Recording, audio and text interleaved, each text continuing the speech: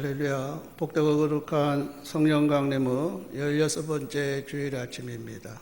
9시 예배에 참여한 여러분이나 코로나19로 가정에서 영상 예배로 드리는 모든 새한교회 교우들에게 하나님의 강력한 임재와 풍성한 은혜가 함께하는 복된 주일 될 수 있기를 소망합니다. 이제 다 같이 마음을 모두 하나님 앞에 예배드리겠습니다. 사랑하는 자들아, 우리가 서로 사랑하자. 사랑은 하나님께 속한 것이니 사랑하는 자마다 하나님으로부터 나서 하나님을 알고 사랑하지 아니하는 자는 하나님을 알지 못하나니 이는 하나님은 사랑이심이라. 하나님은 영이시니 예배하는 자가 영과 진리로 예배할지니라. 아멘.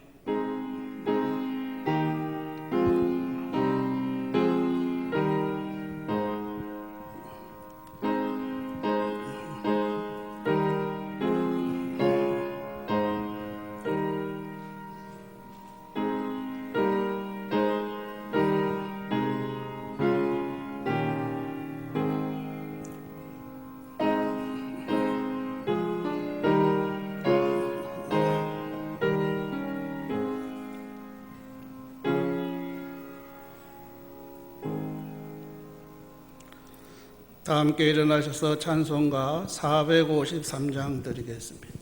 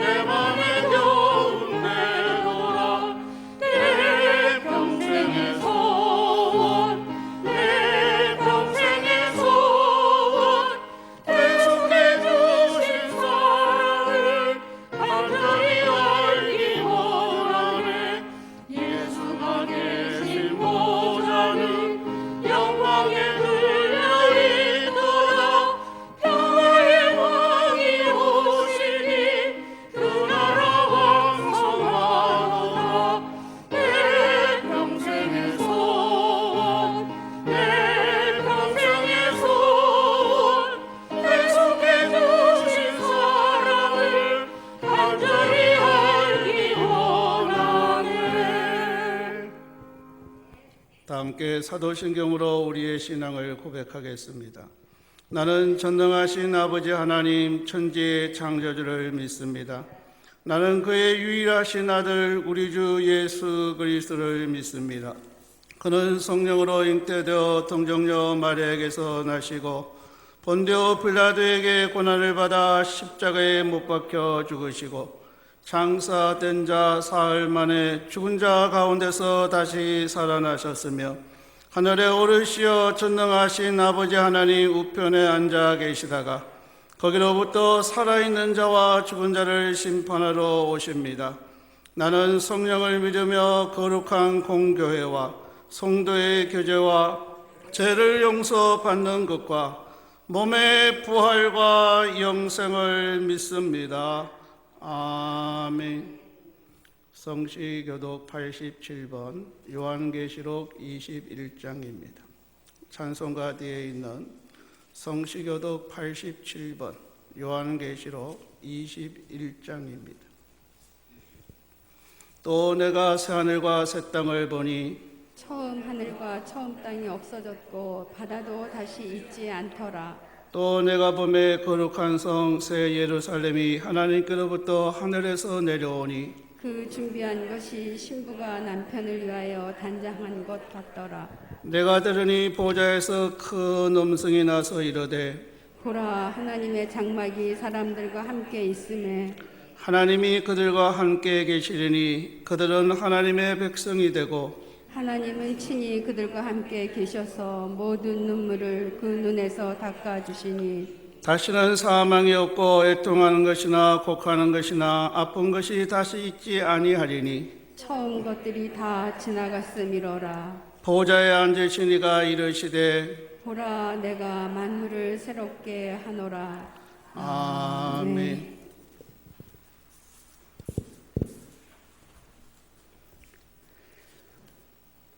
존귀하신 하나님 아버지, 지난 한 주간도 은혜 안에 살게 하시니 감사합니다. 예수님 십자가에서 생명 주셔 죄와 허물뿐인 인생들을 살리셨습니다. 그 예수님 믿고 살게 하시니 감사합니다. 거룩한 주일 주님 앞에 예배드리오니 하나님 아버지 영광과 존귀 홀로 받으시옵소서. 보혜사 성령을 주신 하나님 아버지, 성령 충만하라 하십니다. 성령 충만하지 않으면 우리의 생각이, 우리의 마음에, 우리의 입술에, 우리의 행함이 사탄이 틈탑니다. 연약한 육신을 입은 저희들 온전한 주의 성전 되도록 성령 충만함 부어 주옵소서. 살아계신 하나님, 코로나19로 인생들이 힘들고 일상의 삶이 무너지고 있습니다. 긍휼히 여기시옵소서. 백신이 개발되도록 도우시어 코로나19가 종식되고 일상이 회복되게 도우시옵소서. 이 나라를 돌보아 주시옵소서. 대통령을 비롯한 위정자들이 살아계신 하나님을 경외하며 공의와 공평과 정의가 행해지는 나라 되도록 도우시옵소서. 교회의 머리 되시는 주님, 날마다 믿는 자의 수가 더해가며 부흥케 하시어 감사와 기쁨으로 예수의 생명을 땅끝까지 전하게 하시옵소서. 세안교회 모든 지체가 성령 충만해서 남을 나보다 낮게 여기며 존중하는 사랑의 공동체이기를 원합니다. 하늘문을 여시어 가정마다 축복하시어 말씀하신 대로 헌당 드리며 하나님께 영광 올리게 하시옵소서. 말씀을 전하시는 권성성 목사님, 영육간 강건케 하시옵소서. 갑절에 영감을 주시고 성령의 두루마리를 입히시옵소서. 귀한 생명의 말씀 선포하실 때 복된 길을 열어주시고 충만한 은혜를 받을 마음밭이 되어 아멘으로 화답하며 하나님께 영광 올리게 하시옵소서. 우리의 연약함을 긍휼히 여기시는 하나님께 찬양을 드립니다. 주를 멀리하는 죄를 사하시고 고달픈 병든 몸이 치유되는 은총과 성령의 위로를 충만케 부으시옵소서. 사랑하시는 예수 그리스도 이름으로 기도드립니다. 아멘.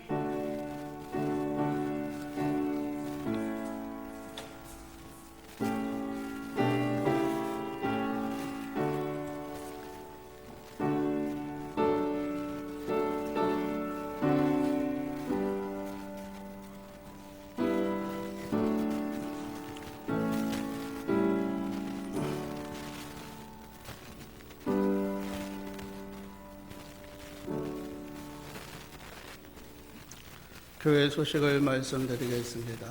오늘은 교회력으로 성령 강림 전후 16번째 주일입니다. 성령 충만한 개인, 성령 충만한 가정, 성령 충만한 우리 세안교회 되어질 수 있기를 바랍니다. 총회가 비대면 온라인 예배를 앞으로 사회적 거리두기 2단계 종료시까지 연장하기로 결정하였습니다. 따라서 우리 세안교회는 주일 난 예배 외에 찬양 예배, 새벽 기도회, 수요 기도회, 금요 기도회를 드리지 않겠습니다.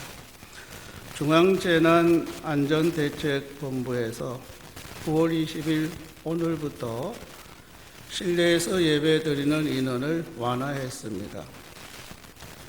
예배당 좌석이 300석 이상이면 50명 미만이 모여서 예배 드릴 수 있게 되었습니다.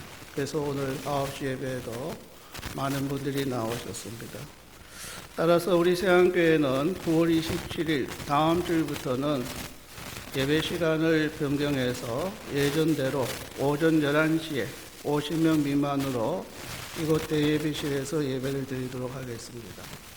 예배에 참여한 분들이 50명이 넘으면 소예배실 등에서 중계 예배로 진행하게 됩니다. 그렇게 하면 실제로 우리 세안교회는 현장 예배를 회복하는 거나 다름이 없습니다. 오전 11시 예배에 참석하지 못하시는 분들은 다음 주일부터는 12시 예배 후에 올려드리는 영상을 통해서 가정에서 영상 예배로 드리시면 되겠습니다. 영상 예배 후에는 꼭 온라인 영상으로 예배를 드리는 가족 사진과 함께 영상 예배를 통해 은혜 받은 내용과 감동을 세안 영상 예배 그룹 카톡에 올려서 함께 나누시는 귀한 은혜가 있기를 소망합니다. 온라인 헌금 안내 드리겠습니다. 입금할 계좌는 새마을금고입니다. 온라인으로 입금하실 때는 본인의 이름과 헌금 항목을 반드시 함께 기재해 주시고 또 현장 예배에 나오셨을 때 입금한 부분은요 헌금 봉투에 기록해서 제출해 주시면 재정부에서 날인을 해드리도록 그렇게 하도록 하겠습니다. 항존직 피택자 되신 분들은 충성된 일꾼들 읽으시고 가제물을 매주 토요일까지 피택자 그룹 카톡에 반드시 올려주시기를 부탁드립니다. 이제 우리 다 일어나셔서 50장 봉헌 부르면서 하나님 앞에 봉헌하겠습니다.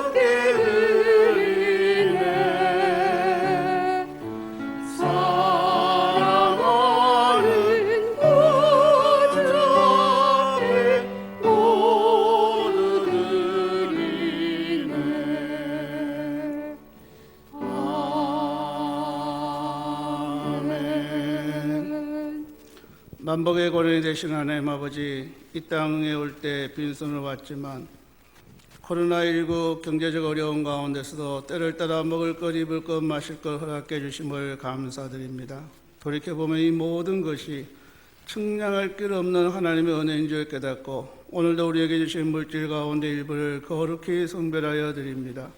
주정헌금 드립니다. 11조헌금 드립니다. 성교헌금, 장학헌금, 구제헌금, 건축헌금 드립니다. 일천번제 헌금 드립니다. 내 보물이 있는 곳에 내 마음도 있느니라 하신 주님, 우리의 마음과 함께 드린 연보를 기뻐 받아 주옵소서. 각자 형편과 처지에 따라 힘대로 힘에 지나도록 드린 손길들마다 하늘의 신뢰한 것과 땅에 기름진 것들로 가득가득 채워 주옵소서. 성도들의 지경을 하나님의 영광을 위하여 날마다 활짝 넓혀 주옵소서. 한란 가운데 있는 교우들 수령에서 끌어 굳건한 반석에 세워주시고 시험당한 교우들 반드시 피할 길을 허락하여 주옵소서. 오늘도 60의 질병으로 투병하는 한우들이 있습니다. 여호와 라파 치유의 강선을 바라셔서 모든 병에서 놓여 건강하게 하여 주옵소서. 이번 한 주간도 마음의 소원을 따라 구하고 찾고 드릴 때 온갖 구하는 것이나 생각하는 것에 넘치도록 함께해 주옵소서. 예수님 이름으로 기도드립니다. 아멘.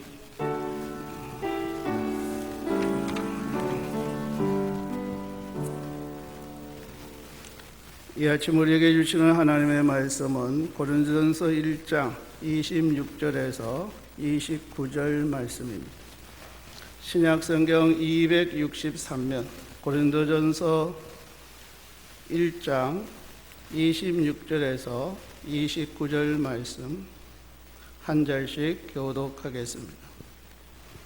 형제들아 너희를 부르심을 보라. 육체를 따라 지혜로운 자가 많지 아니하며 능한 자가 많지 아니하며 문벌 좋은 자가 많지 아니하도다. 그러나 하나님께서 세상의 미련한 것들을 택하사 지혜 있는 자들을 부끄럽게 하려 하시고 세상의 약한 것들을 택하사 강한 것들을 부끄럽게 하려 하시며 하나님께서 세상의 천한 것들과 멸시받는 것들과 없는 것들을 택하사 있는 것들을 폐하려 하시나니 이는 아무 육체도 하나님 앞에서 자랑하지 못하게 하려 하심이라. 아멘.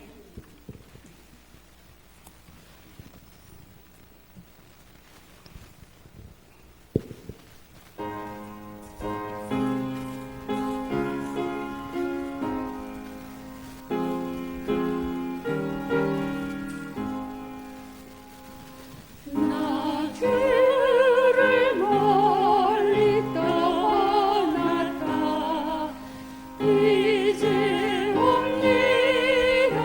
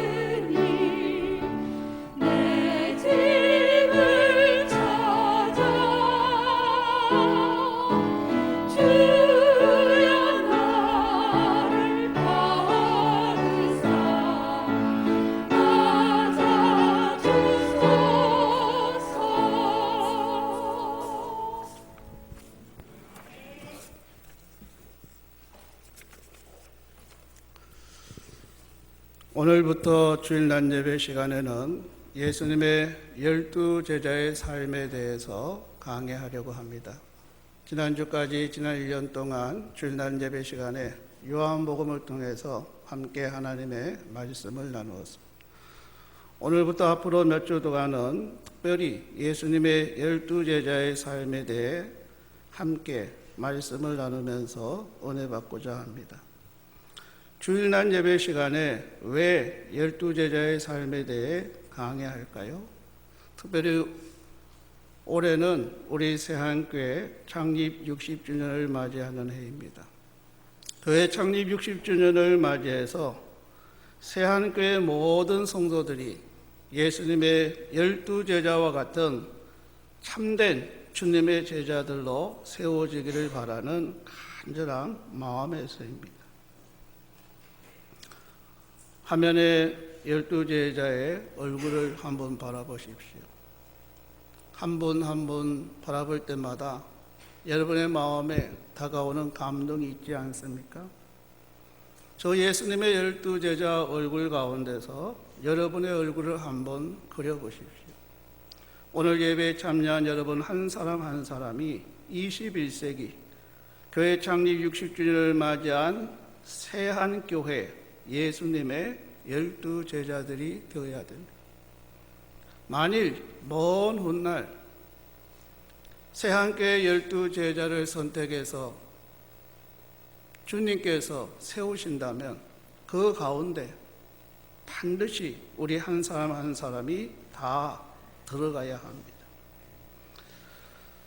전남 신안군 정도면에 가면 대기점도, 소기점도, 소학도, 진도 등 여러 개의 섬이 있습니다. 지도에 나오죠. 얼마 전 대기점도와 소기점도, 소학도, 진도섬을 잇는 12km 길에 예수님의 12제자를 상징하는 작은 예배당을 지었습니다. 전라남도는 스페인의 산티아고 순례길에 착안해서 많은 예산을 들여서 12사도 순례길을 지난해 말 완공하고 조성했습니다. 그래서 저것을 스페인의 산티아고에 비추어서 한국의 섬티아고다 그렇게 이야기합니다. 멀리 스페인 산티아고까지 순례길은 가지 못하더라도 반드시 한국의 섬티아고를 순례할 수 있기를 소망합니다. 한국의 섬티아고 순례자의 섬에 가면 12사도 예배당이 있습니다. 화면에 한번 보시기 바랍니다. 예수님의 12제자, 베드로의 예배당이 있고 요한의 예배당이 있고 야고보의 예배당이 있어요. 바라기는요, 주일날 예배 시간에 12제자의 삶에 대한 강해가 끝나고 저 12사도 순례길을 사랑하는 교우 여러분과 함께 순례하고자 계획하고 있습니다.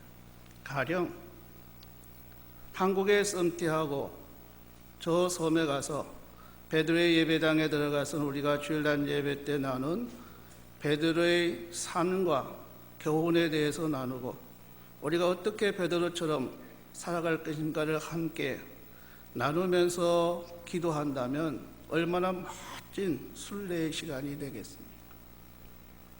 스페인의 산티아고를 순례하는 것보다 훨씬 더 멋지고 의미 있는 순례의 시간이 되지 않을까 생각되어집니다.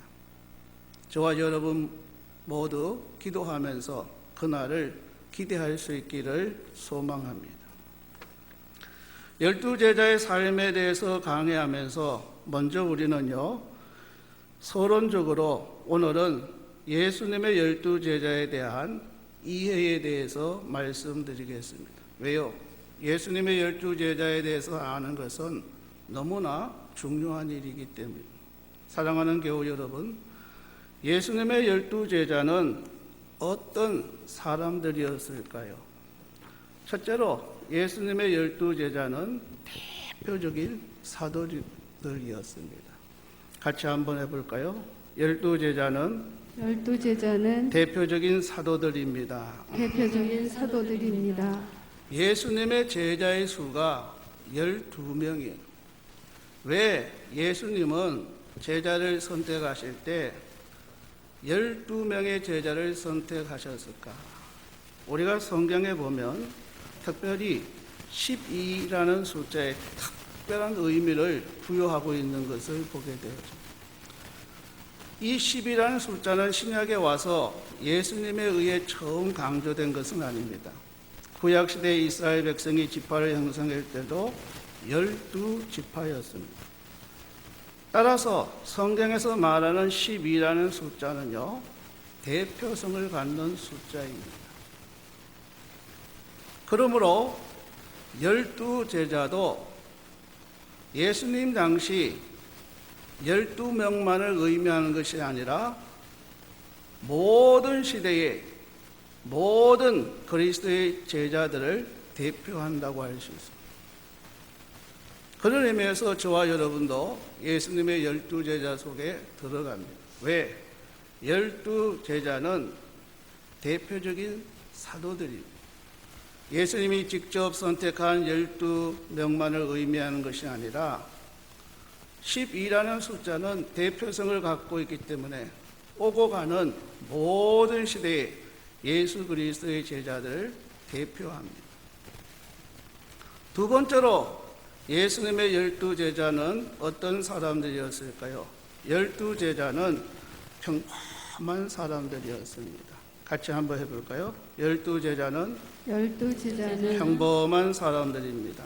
평범한 사람들입니다. 여러분, 예수님이 당신의 제자를 부르고 뽑으실 때 특별한 사람을 부르고 뽑으신 것이 아닙니다. 예수님의 12제자를 보면요, 예수님의 12제자는 지극히 평범한 사람들이었어요. 예수님의 12제자 중에는 신학자도 없었고 수도자도 없었습니다. 웅변가나 뛰어난 지식을 가진 자도 없었습니다. 당시 랍비 계급 출신도 없었습니다. 예수님의 제자들은 모두가 평범한 사람들이었습니다. 예수님의 제자들이 모두 평범한 사람들이었다고 하는 것이 우리에게 얼마나 큰 위로가 되는지 모릅니다. 만약 예수님이 특별한 사람, 특별한 강점이 있는 사람들만 불러서 제자로 삼으셨다면 오늘 우리는 어쩌면 예수님의 제자가 될 수 없었을지도 모릅니다. 왜요? 우리 가운데 특별한 사람, 특별한 강점을 가진 사람이 과연 몇 명이나 되겠습니까? 그러나 너무나도 감사하게도 예수님이 부르시고 선택한 12제자들은 지극히 평범한 우리와 같은 사람들이었다고 하는 것입니다. 그래서 오늘 본문 고린도서 1장 26절에 보면 사도 바울은 이렇게 말합니다. 고린도서 1장 26절 우리 같이 한번 합독하실까요? 형제들아 너희를 부르심을 보라. 육체를 따라 지혜로운 자가 많지 아니하며 능한 자가 많지 아니하며 문벌 좋은 자가 많지 아니하도다. 그렇습니다. 오늘 우리 가운데 지혜로운 자가 누구입니까? 능한 자가 누구입니까? 문벌 좋은 자가 누구입니까? 오늘 이 자리에 있는 우리 가운데 남보다 특별히 지혜롭고 특별히 능하고 문벌 좋은 자 없습니다. 우리는 모두 다 평범한 사람들입니다. 평범한 우리를 부르시고 제자로 선택한 주님께 감사와 찬양을 돌려야 하지 않겠습니까? 세 번째로 12제자는 믿음의 진보가 더딘 사람들이었습니다. 같이 한번 해볼까요? 12제자는 믿음의 진보가 더딘 사람들입니다. 12제자라고 해서요, 믿음이 한꺼번에 쑥 올라간 사람들이 절대로 아닙니다. 오히려 믿음의 진보가 아주 느리고 더딘 사람들이었습니다. 누가복음 24장 25절에 보면 이렇게 기록되어 있습니다. 화면을 보고 누가복음 24장 25절 같이 합독하실까요? 이르시되 미련하고 선지자들이 말한 모든 것을 마음에 더디 믿는 자들이요. 여기 보면요, 더디 믿었다 했습니다. 한순간에 믿고 어느 날 갑자기 믿음의 성자가 된 사람들이 아니라는 말입니다. 예수님의 제자들도 오랜 성숙의 과정을 통해서 믿음의 진보가 아주 느리게 진행된 사람들이었습니다. 이 말씀이 우리에게 시사하는 것은 무엇입니까? 믿음의 진보가 빠르게 이루어지지 않는다는 것은 우리에게도 희망이 있다는 것입니다. 왜요? 오늘 이 자리에 있는 우리 가운데도 믿음의 진보가 빠른 사람 별로 없어요. 제가 새한교회 온 지 14년 차에 들어가는데 14년 동안 쭉 교우들 바라보면 저분은 정말로 믿음의 진보가 빠르구나. 목사가 놀랄 만한 사람이요, 찾아보기가 힘들어요. 오히려 저분은 왜 저렇게 믿음의 진보가 더디지? 안타까운 사람이 더 많아요. 사랑하는 교우 여러분, 내 믿음의 진보가 더디다고 해도 낙심할 필요 없어요. 왜요? 예수님께서 친히 부르시고 선택한 12 제자들도 믿음의 진보가 더딘 사람들이었기 때문에 믿음의 진보가 더디더라도 조금씩 진보해 나가면 되는 것입니다.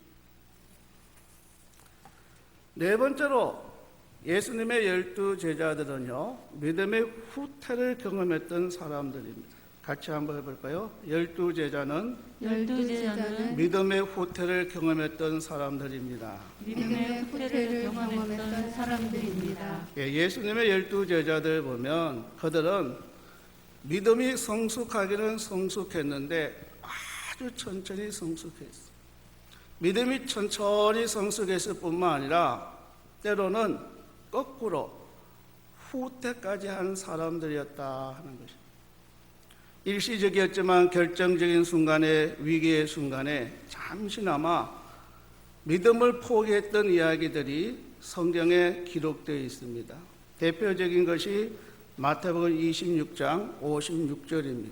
우리 화면에 보고 마태복음 26장 56절 같이 합독하실까요? 그러나 이렇게 된 것은 다 선지자의 글을 이루려 함이니라 하시더라. 이에 제자들이 다 예수를 버리고 도망하니라. 여러분, 배신거면 우리는 예수님의 12 제자 가운데 가룟 유다를 떠올립니다. 그러나 사실 12 제자 가운데 가룟 유다만 예수님을 배신한 것이 아닙니다.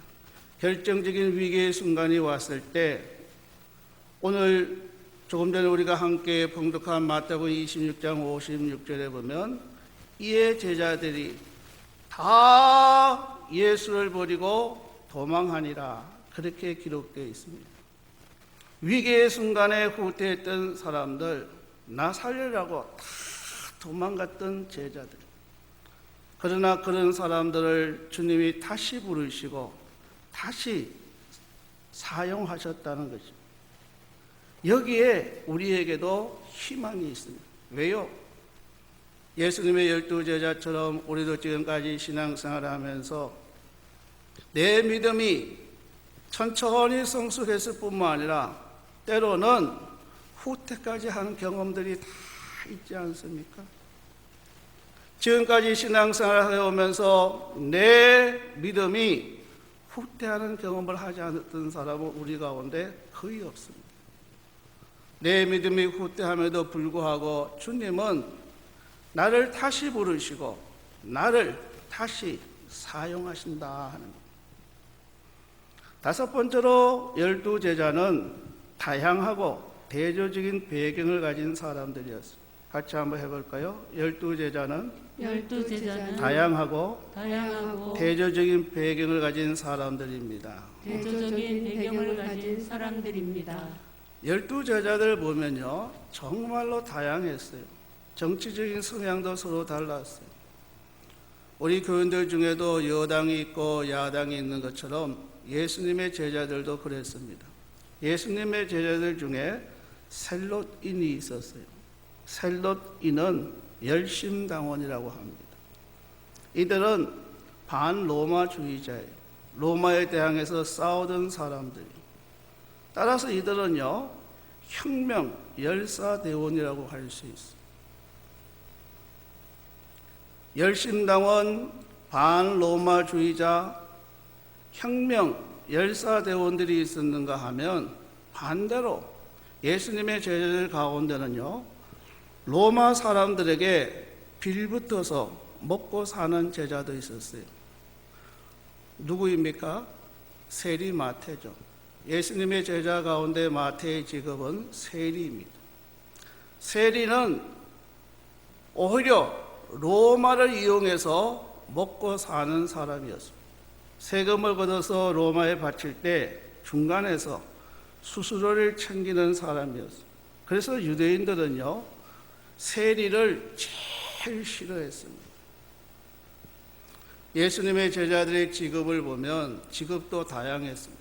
물론 어부가 가장 많았지만 마태와 같이 세리도 있었고 상인도 있었습니다. 그런가 하면 정치인과 혁명가도 있었습니다. 12명이지만 12명의 제자들이 그야말로 다양하고 대조적인 배경을 가진 사람들이었습니다. 오늘 아침 9시 예배에 우리도 몇십 명이 모였지만 우리도 한 사람 한 사람 다 바라보면요, 다양해요.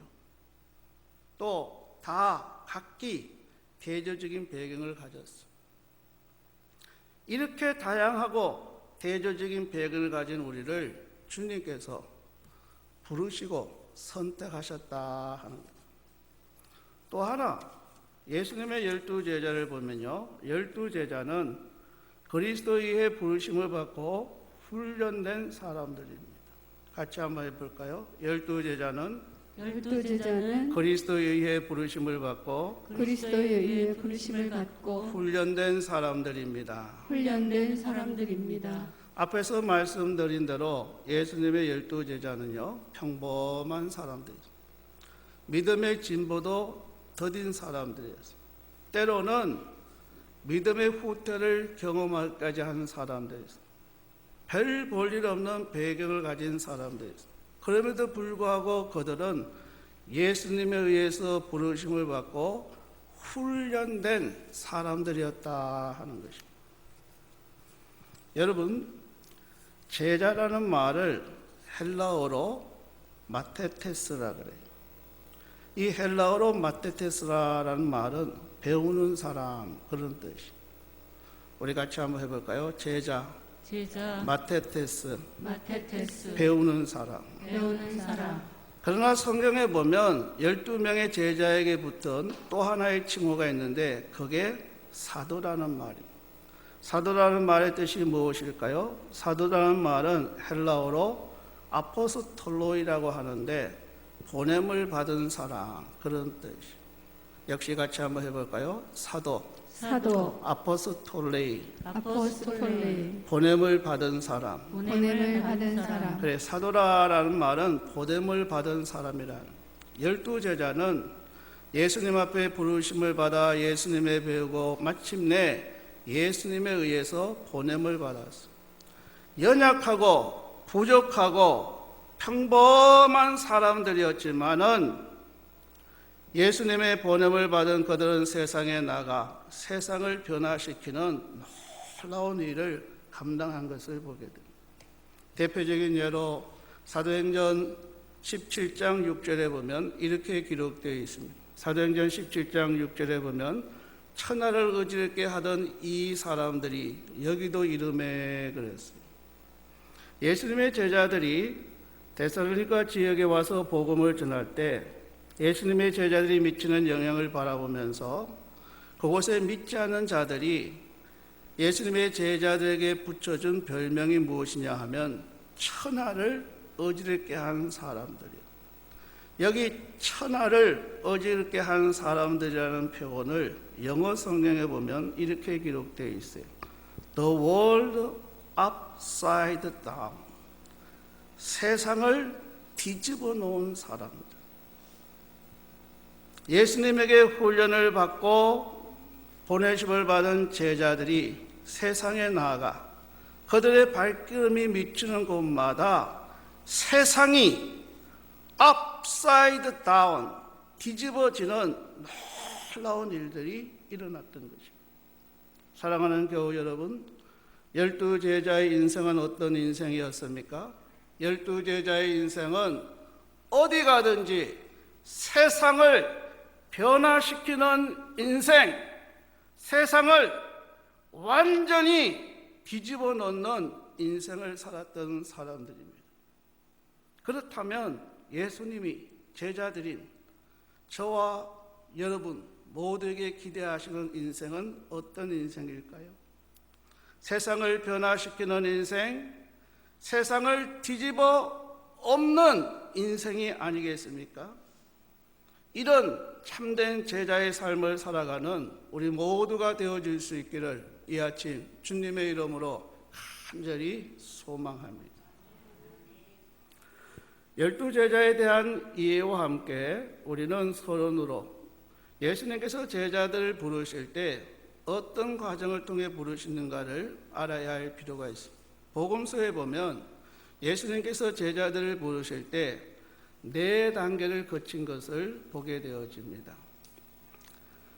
부르심의 첫째 단계는요, 회심의 부르심입니다. 한번 같이 해볼까요? 회심의 부르심. 회심의 부르심. 예수님이 제자들을 부르실 때 첫 번째 부르심은 회심의 부르심입니다. 회심의 부르심은 죄를 떠나 예수님을 영접하고 하나님의 사람이 되라는 회심의 부르심입니다. 제자들이 예수님을 쫓아다니기 위해 처음 들었던 메시지가 무엇인지 아십니까? 제자들이 예수님을 쫓아다니기 위해 들었던 첫 번째 메시지가 요한복음 1장 33절 이하에 기록되어 있는 것을 보게 되어집니다. 우리 요한복음 1장 35절로 37절을 화면을 보고 같이 합독하실까요? 예수께서 시몬에게 이르시되, 요한복음 1장 35절에서 37절 같이 합독해. 또 이튿날 요한이 자기 제자 중 2사람께 함께 있었다가 예수께서 지나심을 보고 말하되, 보라, 하나님의 어린 양이로다. 2 제자가 그의 말을 듣고 예수를 따르거늘. 여기 보면 보라, 하나님의 어린 양이로다 라는 말씀이 있어요. 보라, 하나님의 어린 양이로다. 이 말씀은 무슨 뜻일까요? 예수님께서는 우리의 죄를 짊어지고 친히 희생제물이 되기 위해 이 땅에 오셨다는 거죠. 따라서 우리는 예수를 믿음으로 죄사함 받아야 해요. 왜? 예수 믿고 죄사함 받는 것이 제자들은 첫 번째 단계이기 때문에 누구도 죄사함이 없이는요 예수님의 제자가 될 수 없어요. 그래서 부르심의 첫째 단계는 회심의 부르심입니다. 우리가 예수님의 제자 된 것도 예수 믿고 죄사함 받고 구원받았기 때문에 오늘 예수님의 제자 된 것 아닙니까? 부르심의 두 번째 단계는요 사역의 부르심입니다. 같이 한번 해볼까요? 사역의 부르심. 사역의 부르심. 누가복음 5장 10절로 11절에 보면 예수님께서 제자들을 사역으로 부르시는 장면을 볼 수 있습니다. 우리 화면을 보고 누가복음 5장 10절로 11절 같이 합독하실까요? 예수께서 시몬에게 이르시되 무서워하지 말라. 이제 오르는 내가 사람을 취하리라 하시니 그들이 배들을 육지에 대고 모든 것을 버려두고 예수를 따르니라. 예수님께서 시몬에게 내가 사람을 취하리라 하셨어요. 내가 사람을 취하리라 하신 것은 예수님께서 시몬을 사역으로 부르시는 것입니다. 사역으로 부르심을 받은 시몬은 어떻게 했습니까? 모든 것을 다 버려두고 예수를 따랐습니다. 이것은 전적으로 사역에 헌신하는 것을 의미하는 겁니다. 시몬뿐만 아니라 예수님의 12제자가 다 이 두 번째 사역의 부르심을 경험했습니다. 오늘 우리 가운데도 특별히 회심의 부르심을 받았을 뿐만 아니라 전적으로 복음 사역에 헌신하는 사역자로 부르심을 받은 자들이 있지 않습니까? 부르심의 세 번째 단계는요, 사도로 부르심입니다. 같이 한번 해볼까요? 사도로 부르심. 사도로 부르심. 공관복에 보면 12제자의 이름이 나오는 것을 보게 됩니다. 물론 그 당시 예수님을 따른 사람들이요 12명만 있었던 것은 아닙니다. 그 밖에 많은 사람들이 있습니다. 그럼에도 불구하고 예수님은 따라오는 그 많은 사람들 가운데 특별히 12명을 하나의 특별한 팀으로 만드셨어요. 그들이 바로 12사도입니다. 12사도. 예수님은 이들을 12사도로 삼으셨어요. 그리고 이 12사도는 초대교회를 만드는 중요한 리더들이 되었어요. 예수님은 이 12사도를 기초로 해서 초대교회를 세우지 않았습니까? 부르심의 네 번째 단계는요, 순교로의 부르심입니다. 같이 한번 해볼까요? 순교로의 부르심. 예수님의 12제자를 보면 12명의 제자 가운데 단 한 사람을 제외한 나머지는 모두 다 순교했습니다. 예수님의 12제자 가운데 순교하지 않은 사람은 누구일까요? 사도 요한입니다. 사도 요한은 95세 이르기까지 오랫동안 살았어요. 그렇다고 해서요, 사도 요한이 편하게 살았던 것은 아니에요. 사도 요한은요, 반모섬에 유배되었어요. 반모섬은 그리스에서 배를 타고 한 4시간 정도 들어가야 돼요. 몇 년 전에 저도 터키 그리스 성지순례 할 때 그리스에서 배를 타고 4시간 항해해서 사도 요한이 계시록을 기록했던 반모섬 동굴에 들어가 본 적이 있어요. 요한은 유배지인 반모섬에서 하나님의 환상과 계시를 접하고 요한계시록을 기록합니다. 그래서 계시록 1장 9절에 보면 나 요한은 반모라 하는 섬에 있었더니 이렇게 말하고 있는 것을 보았습니다. 요한은요, 죽지는 않았지만 살아있는 순교자였어요. 우리는 순교자 하면 죽임당한 순교자만 생각합니다만 살아있는 순교자들도 있어요. 중요한 것은요, 우리가 요한계시록 21장에 보면 예수님이 새하늘과 새 땅에 대한 환상과 새 예루살렘이 하늘에서 내려오는 마지막 천국의 모습을 보여주시는데 바로 이 천국은 12개의 보배로운 기초석 위에 세워진다고 증언합니다. 그런데 그 12보석에 누구의 이름이 있었습니까? 계시록 21장 14절 우리 같이 한번 합독하실까요? 계시록 21장 14절 그 성의 성곽에는 12기초석이 있고 그 위에 있는 어린 양의 12사도의 12 이름이 있더라. 그래요. 장차 우리가 천국에 가면 12보석이 있는데 그 12보석에는 12사도의 12 이름이 기록되어 있다 하는 거예요. 12보석에 예수님의 12사도의 12 이름이 기록되었다고 하는 것은 무슨 의미입니까? 순교자의 삶을 산 예수님의 12제자가 천국의 기초가 되었다는 말씀. 우리도 예수님의 제자들처럼 이 세상에서 순교자의 영성을 가지고 매일 삶의 현장에서 순교자의 삶을 살아야 합니다. 이제 말씀을 정리하고자 합니다. 오늘 아침에는 평범하나 비범하게 쓰임받은 예수님의 12제자에 대해서 서론적인 말씀을 드렸습니다. 우리는 예수님의 12제자가 어떤 사람들이었는가를 분명히 알아요. 예수님의 12제자는 어떤 사람들이었습니까? 대표적인 사도들입니다. 평범한 사람들입니다. 믿음의 진보가 더딘 사람들입니다. 믿음의 후퇴를 경험했던 사람들입니다. 그야말로 다양하고 대조적인 배경을 가진 사람들입니다. 그러나 그리스도의 부르심을 받고 훈련받아 보내심을 받고 세상을 변화시킨 사람들입니다. 예수님께서는 12제자를 해심회로 부르시고 사역회로 부르시고 사도로 부르시고 순교로 부르셨습니다. 사랑하는 교우 여러분, 저 옛날 12제자를 부르신 주님은 오늘 저와 여러분을 부르셨습니다. 옛날 예수님의 12제자들처럼 우리도 다 평범한 사람들입니다. 믿음의 진보가 더딘 사람들입니다. 때로는 믿음의 후퇴를 경험한 사람들입니다. 다양하고 대조적인 배경을 가진 사람들입니다. 그러나 분명한 것은 예수님의 부르심을 받았기에 철저히 훈련받고 나를 부르신 주님으로부터 다시 세상으로 보냄받아 내가 처한 삶의 현장에서 세상을 변화시키고 세상을 뒤집어 엎는 오늘 이 시대에 주님의 참된 제자로서 우리가 살아가야 한다 하는 것입니다. 그런 놀라운 은혜와 축복이 우리 모두와 함께 할 수 있기를 이 아침 주님의 이름으로 간절히 소망합니다. 뜻을 생각하면서 다 일어나셔서 가서 제자 삼으라 함께 찬양하고 기도하겠습니다.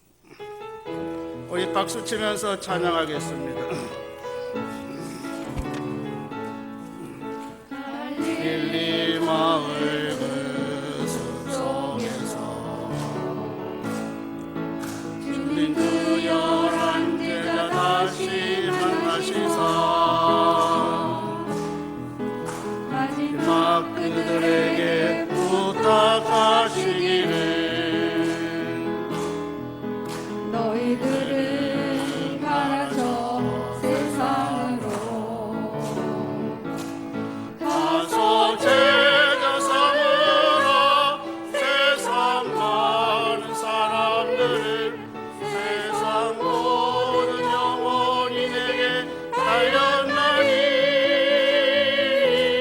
가서 제자 삼으라 나의 길을 가르치라 내가 너희와 항상 함께하리라. 지금도 우리 주 찾아오사 어두워져가는 그 세상 바라보며 마지막 우리에게 부탁하시기를 너희들은 가라져 세상으로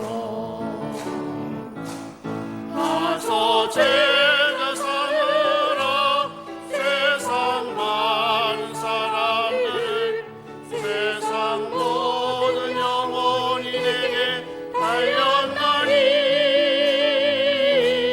가서 제자 삼으라 나의 길을 가르치라 내가 너희와 항상 함께 가서 제자 삼으라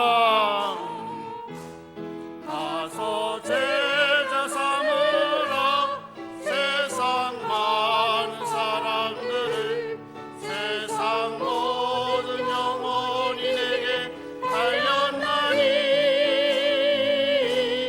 가서 제자 삼으라 나의 길을 가르치라 내가 너희와 항상 함께하리라. 서신자로 주신 말씀을 붙들고 함께 통성으로 기도하기를 원합니다. 살아가는 교우 여러분, 예수님께서 친히 12제자를 해심회로 부르시고 사역회로 부르시고 사도로 부르시고 순교로 부르셨던 것처럼 저와 여러분을 부르셔서 오늘 이곳에 있게 하셨습니다. 예수님의 부르심을 받은 12제자들이라고 특별한 사람들이 아니었습니다. 그들도 우리와 똑같이 평범한 사람들이었고 믿음의 진보가 더딘 사람들이었고 때로는 믿음의 후퇴를 경험했던 사람들이었고 그야말로 다양하고 대조적인 배경을 가진 사람들이었습니다. 그러나 예수님의 12제자들은 예수님의 의의 부르심을 받고 철저히 훈련받은 후 다시 사도로 세상에 보내심을 받아 세상을 변화시키고 세상을 뒤집어엎는 놀라운 인생을 살았습니다. 오 주님, 나를 부르시고 선택해 주신 것 감사합니다. 비록 평범하고 때로는 안타까울 정도로 믿음의 진보도 느리고 믿음이 후퇴할 때도 있지만, 주님, 내가 이제부터라도 철저히 훈련받고 나도 세상에 보냄받아 저 옛날 예수님의 12제자처럼 세상을 변화시키고 세상을 뒤집어 엎는 인생을 살게 하여 주시옵소서. 주신 말씀 붙들고 함께 소리내어 통성으로 기도하시겠습니다. 오 하나님 아버지, 12제자를 회심으로 부르시고 사역으로 부르시고 사도로 부르시고 선교로 부르셨던 것처럼 저를 은혜로 부르시고 선택해 주신 것 감사드립니다. 예수님의 12제자처럼 비록 평범하고 믿음의 진보도 느리고 때로는 믿음이 전진하기보다 후퇴할 때도 있지만은, 그러나 이제 부르심을 받은 자로서 철저히 훈련받고 다시금 사도로 세상에 보냄을 받아 예수님의 12제자들처럼 세상을 변화시키고 세상을 뒤집어 엎는 인생을 살게 하여 주시옵소서. 예수님 이름으로 기도드립니다. 아멘. 오 주님, 12제자를 회심으로 부르시고 사역으로 부르시고 사도로 부르시고 순교로 부르셨던 것처럼 저희들을 부르셔서 오늘 이 자리에 서게 해주신 것 감사드립니다. 저 예수님의 12제자들처럼 우리들도 평범한 사람들이고 때로는 믿음의 진보가 더딘 사람들이고 믿음이 전진하기보다는 수많은 후퇴를 경험하는 사람들이지만, 이제 주님의 부르심을 받은 자로서 철저하게 훈련받고 다시 예수님으로부터 세상에 파송받아 저 옛날 12제자들처럼 우리도 세상을 변화시키는 인생, 세상을 뒤집어 엎는 인생을 사는 주님의 참된 제자들이 다 되게 해 주시옵소서. 이제는 우리 주 예수 그리스도의 은혜와 하나님 아버지의 만극하신 사랑하심과 성령의 교통하심과 감화, 인도, 충만하심이 평범하지만 비범하게 쓰임받았던 12제자들처럼 오늘 이 시대에 우리도 훈련받고 세상에 파송받아 세상을 변화시키며 세상을 뒤집어 엎는 인생을 살아갈 것을 마음속에 다짐하는 모든 주의 권속들 위해 이제와 영원히 함께하옵시기를 축원하옵나이다. 아멘.